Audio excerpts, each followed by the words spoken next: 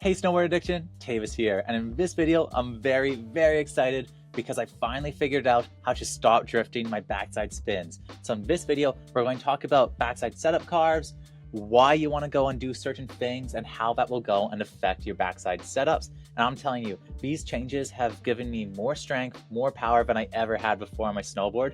So I'm so excited to go and explain it and get more of you guys absolutely ripping these backside takeoffs. So we're going to start with what I was doing wrong. So here we have a backside 360 I had from last year, and I had this listed as like good enough. But now looking at it, I can see that there's a few drastic things that I'm doing wrong that are causing this little bit of drift. And you can really tell I'm drifting, not even by how much I'm traveling across the jump, but by where my landing is. See how I'm landing on my heels here?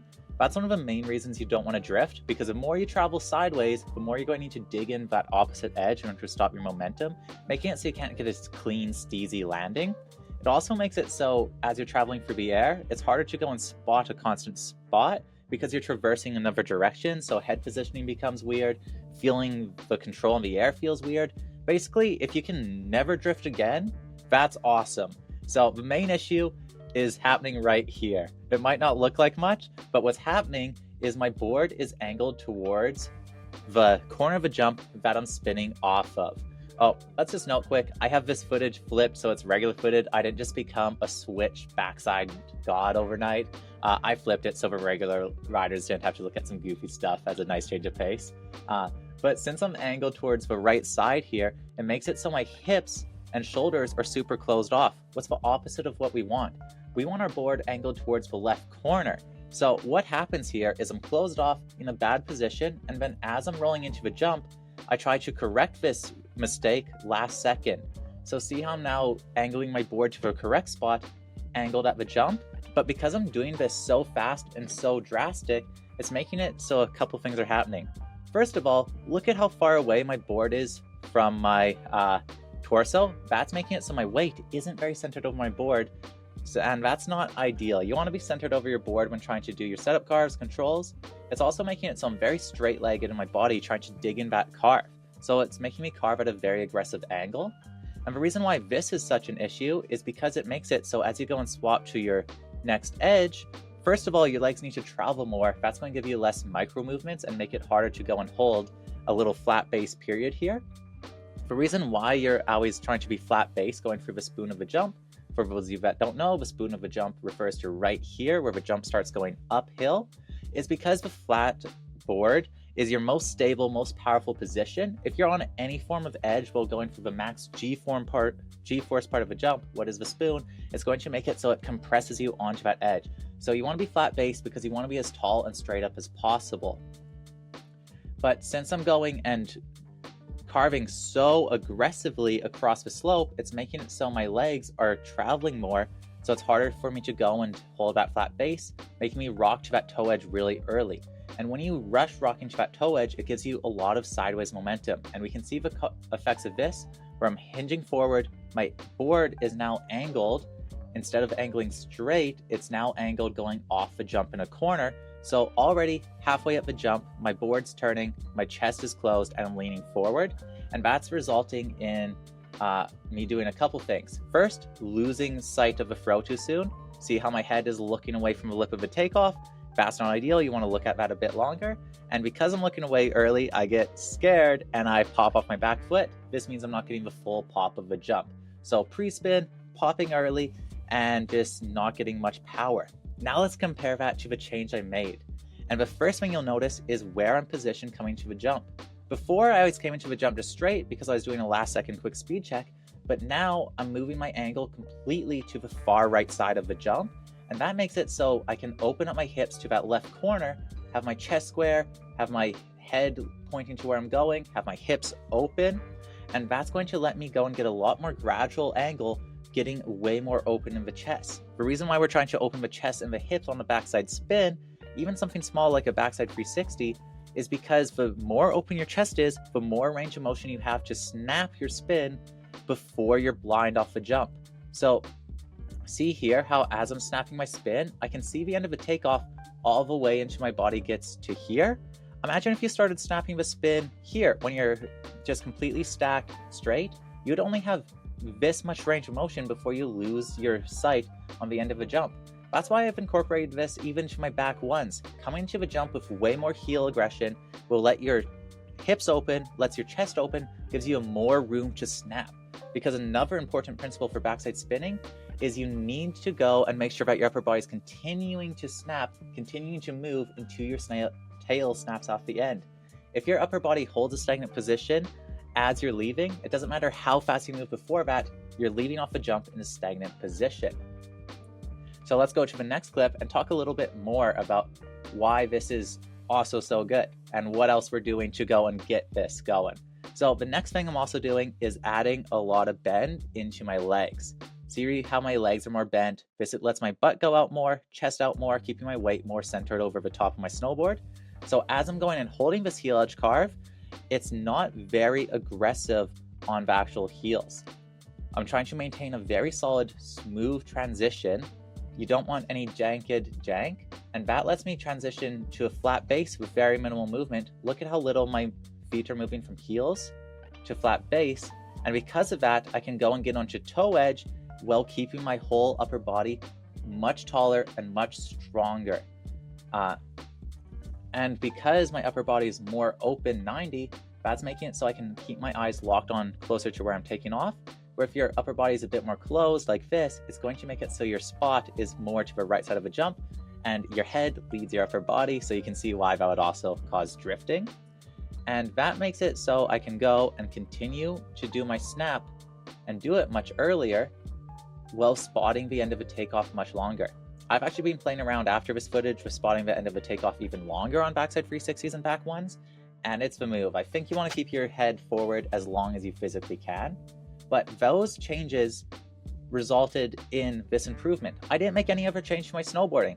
I literally just figured this out in Japan watching the pros there, and it's changed everything for me. Like, we're only a few months into a season and my backside spins have never been this good. So here you can see I'm getting onto that heel edge really early, really leaning into it, getting my whole legs bent down, and that's keeping my board pointed. And watch what happens when you keep your board pointed as you transition to your toe edge. It makes it so as you swap to your toe edge, your board is still angled to that left corner, giving you a larger rotational period to get to that straight edge. So that's one of the main things that helped me, is having this little bit of angle as I'm transitioning to my toes. That makes it so as I go and do my wind up, what compromises my form a bit, puts more pressure on my toe edge, my board goes and completely straightens out. So see here how I'm at my max wind up and my board is pointed straight at the jump? That's perfect because I'm about to start snapping my spin, so I don't need to keep that balanced form.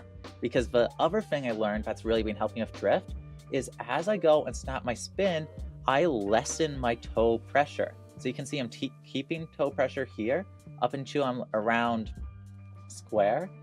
And as my chest goes and closes off from this point, I go and let my base flatten a little bit.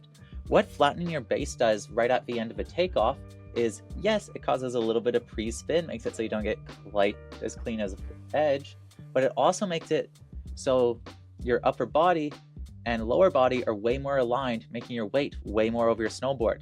Any amount of toe edge pressure means that you have to be leaning towards that toe edge, engaging it. You're very limited on the toe edge you can get while holding a completely stacked position while trying to do one of these spins. So that's why we're flattening out, because as we flatten out our edge pressure as we snap off, it makes it so our body angle also becomes flatter, giving us a more controllable axis of rotation. And that is really good for business. There's certain axes of rotation that work better than others in snowboarding, and going and doing which tricks are best suited with like which axis of rotation really helps.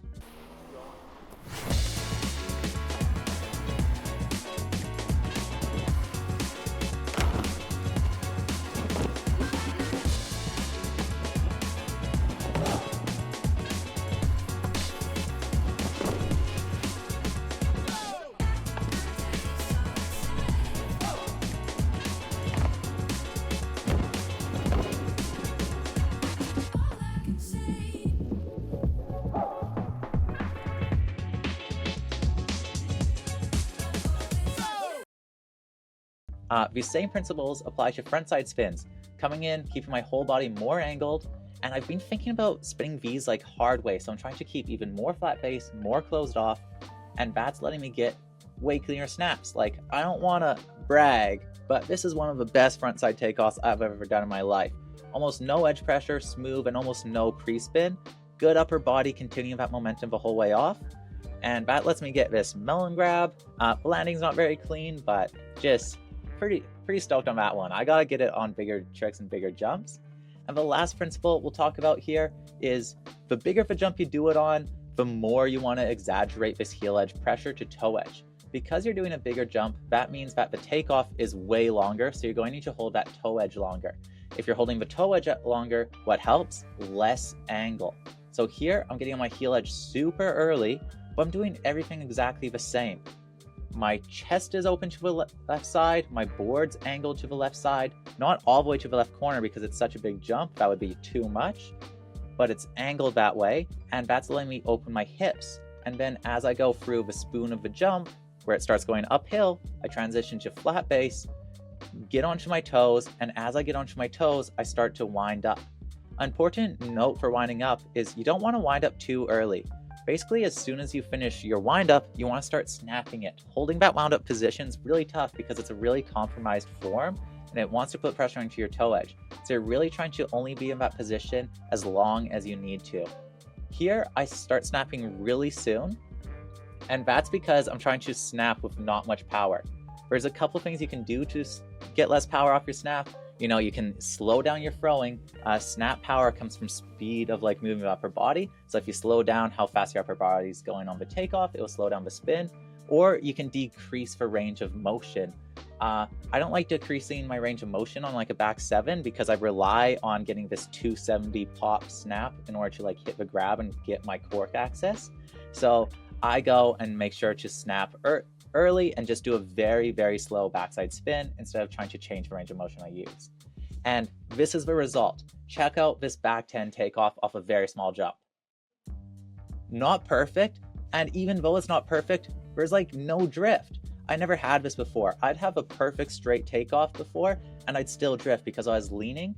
Now I can have an average takeoff and it's still the best takeoff I've ever done in my life. And let's see what's happening. I'm going flat base, getting into that heel edge super early, getting my whole hips and upper body, head, everything angled. As I go and start transitioning to flat base, my board's still angled to that left corner, flat base through the spoon. Once I start engaging my toe edge, that's when I do my wind up, and I only hold my wind up. I honestly hold it a little bit longer than you probably need to here, but I only hold my wind up for a bit before I start snapping my spin, trying to finish with my upward momentum hitting its peak velocity as my tail snaps off the end, and that sets me up for a nice takeoff, giving me the full power, allowing me to get the axis of rotation I want into the spin. We'll watch this one more time in slow-mo because I'm pretty stoked on it. So yeah, look at the hips, angled, body, and see as I snap, my board starts to flatten. That's playing a huge factor. Head whipping around, pulling through, spotting. That's where you spot dub back 10s, and this is the most fun part. You then dunk into the next one, turning into a cab underflip. That's why the dub back 10 can actually be pretty controllable when you start doing it on this axis rotation. Way safer than doing it like full double flip. Sorry. Anyway, that's what I learned about backside spinning. That's what's really helped me. Let's go and look at the old version for comparison. And I think you should go implement these techniques into your riding, try them out, because man, it sure changed everything for me. And I think it'll do the same for you. I'm Tavis from Snowboard Addiction, and our goal is to improve your riding. We'll see you next time.